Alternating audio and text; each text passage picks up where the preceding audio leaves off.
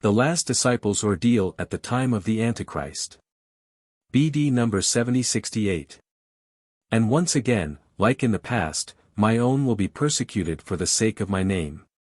As yet you are still at liberty to proclaim the gospel, as yet you can still stand up for me and my name without being restricted, as yet you are not opposed by any authority prohibiting your speeches and activities. But the time will come when you will no longer be able to work in freedom, instead you will only be able to work secretly for me and my kingdom. Hence you should use the time well and thus work and be active as long as it is still day. You don't know what it means for you to be able to speak with complete freedom and not have to fear that your work for me will be impeded. And therefore, you should fight with the sword of your tongue, you should seize every opportunity to bring my word and thus the eternal truth close to people, and you should also work through the strength of my name.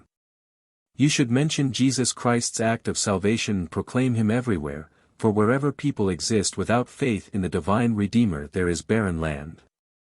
And you shall bring them life, you shall eagerly proclaim my word, because you will not have much time left to work so freely amongst your fellow human beings. Once the Antichrist appears you, too, my servants, will be deprived of this freedom. Although your activities should not end, you should nevertheless carry out your vineyard work with greatest caution and wisdom, which you certainly will be able to do with my strength.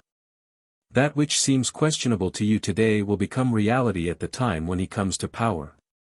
Yet even then I will need courageous confessors of my name who will not fear the world and its rulers and openly take responsibility for their actions when they are being held to account.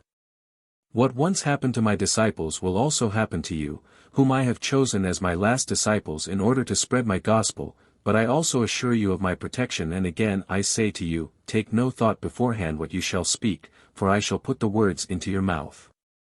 And so you need not fear the earthly authority as long as you call me myself to your side, for then I myself will answer them and they will not find any reason to take action against you, until your mission is fulfilled, which is entirely decided by me alone and not by those ruling powers who are also subject to me and my will.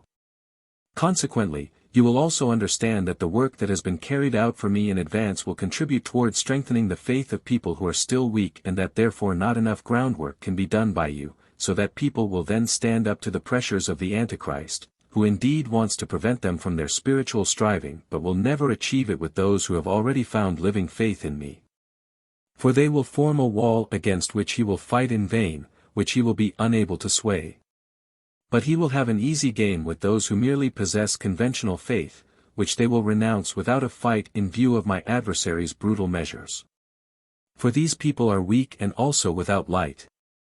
They don't know about the strength of my name, about the strength of a living faith, and about the strength and might of a God who is Lord over life and death. However, as long as you have the opportunity of free speech and free activity, you should proclaim me and my love and might to fellow human beings. You should preach my teaching of love to them and inform them of the forthcoming time during which they can only survive in profound faith in me and Jesus Christ, which will result in victory for all those who loyally stand by me and also openly profess me and my name before the world, and this avowal is demanded of them. But you should also warn them of the near end so that they will know how worthless it is to yield to the enemy's pressure, to the adversary's demands, for the sake of material possessions. For no one may take pleasure in his supposed possessions for long, because the Antichrist's time will be limited, and therefore also that of his followers, since for the sake of my chosen few I will shorten the days and bring his activity to an end. And therefore you, who eagerly serve me in these last days, can no longer lose anything but only gain indescribably much, for if you are persecuted for the sake of my name, you, as my true disciples, will nevertheless still save souls which take refuge in your camp, and the fate of you all will truly be a far more glorious one than you can ever be offered in an earthly way by those who try to force you into betraying me.